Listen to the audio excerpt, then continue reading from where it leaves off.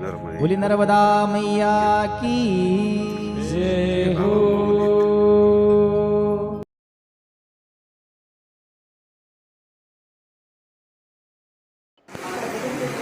ममलेश्वर ओंकारेश्वरचं आहे, ममलेश्वरमध्ये आहे, ममलेश्वर ज्योतिर्लिंग। व्यक्तवाणी होती, ब्रह्मा जी निर्भय हो गए। उन्होंने पुनः वेद विद्या को ग्रहित किया और उन्हीं वेद मंत्रों द्वारा दानवों का संहार किया। फिर ब्रह्मा जी ने भगवान रुद्र के निमित्त रौद्री इष्ट की। इससे समस्त देवगण परम पावन हो गए। उन्होंने इस ओंकारेश्वर शिवलिंग का पूजन किया, स्तुति की। इसी लिंग के दर्शन करने से समस्त पाप भस्म हो जाते हैं। कल्प के अंत में समस्त देवगण इसी ओंकारमय शिवलिंग में विलीन हो जाते हैं, क्योंकि ओंकार ही गायत्री का तथा समस्त वेदों का जनक है। ओंकार त्रिगुण, त्रिदेव, त्रिलोक तथा त्रिभुवन का स्वरूप है।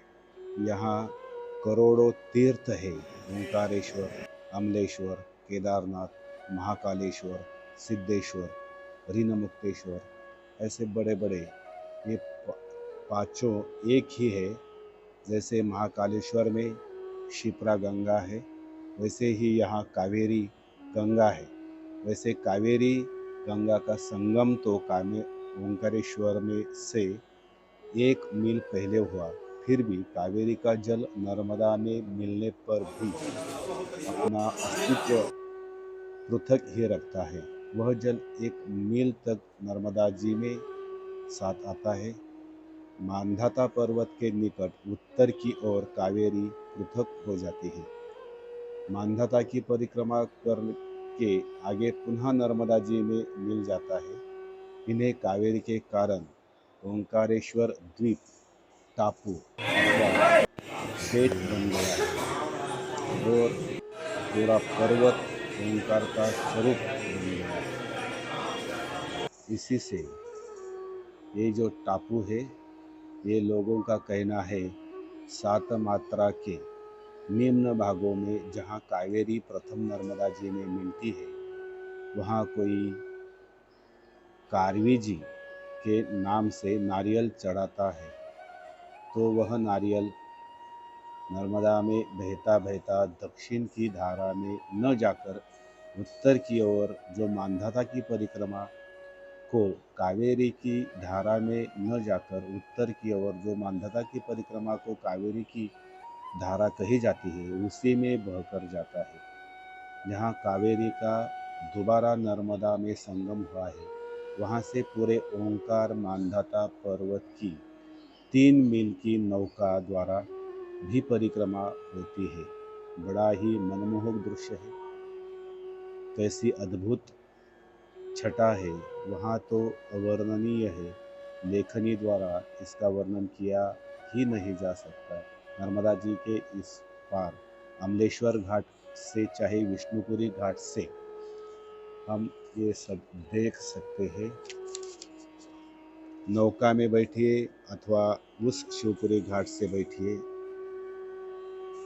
नर्मदा जी से जो पृथक होकर मांधाता पर्वत को द्वीप बनाता है, फिर नौका जी प्रवाह में आती है उसके और पहले शिवपुरी कहाँ रुके थे? पहुंचने से गजल में विलंब रुके न थे। हो, क्योंकि धारा का प्रवाह सीधा बहाव की ओर है।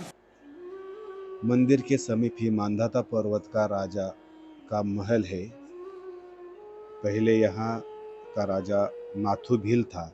लगभग 800 वर्ष पहले श्री भरत सिंह चौहान से इस टापू को भील ने छीन लिया और राजा भिलाला जाति के हैं। भीलों में आला अर्थात उत्तम भिलाला कहते हैं। अब तक इनकी 30-32 पीढ़ी बीत चुकी है। ये राजा ही मंदिर का संपूर्ण प्रबंध करते थे और उसकी समस्त आय की अधिकारी थे। अब तो राजा रहे ही नहीं, समस्त राज्य नष्ट हो गए। राजा का महल तो खड़ा है, राजवंश के लोग इधर उधर नौकरी चाकरी करते हैं। इस पर्वत का नाम मांधाता क्यों पड़ा, इसकी भी कथा है। मांधाता चक्रवर्ती राजा थे। इनका एक नाम ऋषदस्यु, ये इक्ष्वाकु वंशीय राजा थे। श्रीमद् भागवत के नवम स्कंद के 6 अध्याय में इनकी कथा है। इसके पिता का नाम यवनाश्च था। उनकी कोई संतान नहीं थी। अंत वे अपनी 100 रानियों के सहित वन में चले गए। वहाँ रानियों ने पुत्र कामना हेतु इंद्र, जिसके प्रधान देवता है, ऐसा यज्ञ कराया। उन्होंने कलश के जल से पुत्र की कामना से अभिमंत्रित करके यज्ञशाला में रख दिया और सोचा था कल इसे राजा की बड़ी रानी को दिया जाएगा। ऐसी कथा बताई जाती है। दैव योग से राजा को रात्रि में बड़ी प्यास लगी। ऋषिगण तो सबके सब सो रहे थे। राजा उधर उधर जल खोजने लगे। यज्ञशाला में जल से भरा अभिमंत्रित कलश रखा था। राजा ने देखा महाराज जी जल इधर देखो, बड़ा ठंडा था, तो उसने पी लिया। तब ऋषि ने कहा, ओहो ये देव महाराज जी बलम हमारे बलम, साथ आए। भगवान का हम अभी बल आए ही कावेरी वास्तविक और बल है। नर्मदे अब जी तो का जो राजा संगम के है, भी उधर से उनका बच्चा मानधाता होगा। की परिक्रमा में ऐसा ही हुआ। उधर आए। राजा की नर्मदे दाहिनी कोख से हाँ। फाड़ कर पुत्र उत्पन्न हुआ। वह पुत्र दूध के लिए रोने लगा। तब ऋषि ने कहा, यह बालक किसका दूध पिएगा। तब यज्ञ के अधिष्ठ देवता इंद्र ने कहा, मांधाता, यह मेरा पिएगा। यह उसकी कथा बताई जाती है। मांधाता, महाराजा मांधाता ने यदि नर्मदा किनारे इस पर्वत पर घोर तपस्या करके शिवजी को प्रसन्न किया और यही वरदान मांगा कि आप सदा सर्वदा यही निवास करें, तभी से यह पर्वत उन्हीं के नाम से मांधाता पर्वत विख्यात हो गया। नर्मदा के क्षेत्र में ओंकारेश्वर सर्वश्रेष्ठ तीर्थ है। जैसे भागीरथ में गंगा का स्नान महत्व, सर्वत्र सुलभा गंगा त्रिषु स्थानेषु दुर्लभा, हरिद्वारे प्रयागे च गंगा सागर संगमम। उसी तरह नर्मदा जी के तट पर सबसे सर्वश्रेष्ठ जो तीर्थ स्थान है वो ओंकारेश्वर है। गंगा जी तो सभी स्थानों में सुलभ है, किंतु 3 स्थानों में दुर्लभ है। एक तो ओंकारेश्वर में, जहाँ नर्मदा जी कावेरी का संगम है। दूसरी जहाँ नर्मदा जी का समुद्र में संगम है, भृगु क्षेत्र बड़ौच। और तीसरा है कर्नाली रेवोरी नदी, जहाँ नर्मदा में मिली है, चांदोद। इसका विस्तार से वर्णन तो कोई कर ही नहीं सकता, क्योंकि यहाँ करोड़ों तीर्थों का निवास बताया गया है। तो ओंकारेश्वर की जो कथा है मानधाता की, वो तो देख लिया है। जिस ओंकार का उच्चारण सर्वप्रथम सृष्टिकर्ता विधाता के मुख से हुआ, वेद का पाठ इसके अनुच्चारण किए बिना नहीं होता। ऋषियों के श्रुतियों उस में टाइम तो कुछ इसका नहीं था। उल्लेख बहुत प्रकार से है। ओम सरस्ताया हाँ वही तो, वावे तो ये ओंकार मानधाता में है। कंठम भीत्वा विनिर्याति हाँ। तस्मांगली अच्छा। तावुभौ। उस ओंकार के प्रकट की अद्भुत कथा ओंकारेश्वर से संबंधित है। बहुत ही अच्छा, बहुत पुराणों अच्छा। में विशेषता मैया की वो देवाखंड के स्वाद ही अलग अनेक रहता है उसका। अध्याय इससे ये यथार्थ मां है। नर्मदा शांति आश्रम विद्वानों में ने ओंकार भी मानधाता परिक्रमा में अनेक इधर प्रकार इसका विवेचन किया है। परिक्रमावासी के लिए दोपहर को जब भी आए परिक्रमा में, तो इधर अन्न क्षेत्र है। ओंकार से गायत्री नर्मदे कथा, हाँ। वेद, शास्त्र, पुराण और महाराष्ट्र के भी जो भी इत्यादि का परिक्रमावासी है उधर ये सभी समय अर्थमय दान कर अर्थात सकते हैं। अभी नाम, तो नहीं, लेकिन रूपादि बाद में आके समस्त जब भी आए भौतिक प्रपंच का परिक्रमा होने के प्रादुर्भाव बाद हुआ है। नर्मदे हाँ। वाचक प्रणव इस शेष योगस्थ शयनी सूत्र के भगवान भीतर विष्णु महात्मा नारायण का वाचक महाराज ओंकार की है। जय। विष्णु सहस्र नाम आदि में ओम विश्वम ईश्वर षटकारा आदि प्रथम नाम ईश्वर का ओंकार ही। इस ओंकार का भौतिक विग्रह जो अपने दृष्टि से देख सकते हैं, वो जो है वो विग्रह ओंकारेश्वर क्षेत्र में जो प्राकृतिक नैसर्गिक रूप से बना हुआ है, इससे 68 तीर्थ है। यहाँ 33 कोटि देवता परिवार सहित निवास करते हैं और 108 प्रभावशाली शिवलिंग है ओंकारेश्वर। द्वादश ज्योतिर्लिंगों में से यहाँ 2 ज्योतिर्लिंग है, एक ओंकारेश्वर तो बीच नर्मदा में है और अमलेश्वर दक्षिण तट पर पार है। ओंकारेश्वर के 2 भाग होते हैं, एक तो विष्णुपुरी ओंकारेश्वर, दूसरे शिवपुरी ओंकारेश्वर। विष्णुपुरी में अमलेश्वर है और शिवपुरी में ओंकारेश्वर है। पहले विष्णुपुरी का वृत्तांत सुनिए। ओंकारेश्वर से मानधाता से 7 मील है। ओंकारेश्वर में जहां आप वहां से उतरेंगे, घाट तक ही पक्की सड़क है, बड़े सुंदर पक्के घाट बने हैं। मार्ग में ही ओम अमलेश्वर शिव का मंदिर है। अहिल्याबाई होलकर की ओर से यहाँ नित्य मृत्तिका के 18 समग्र सहस्त्र शिवलिंग बनाकर उनका पूजन करके विसर्जित किए जाते हैं। 7 पंडित इस कार्य में निमित्त नियुक्त है। अहिल्याबाई इतनी धर्मात्मा थी कि भारतवर्ष के प्राय समस्त तीर्थों में उन्होंने कुछ न कुछ धर्म का कार्य किया है।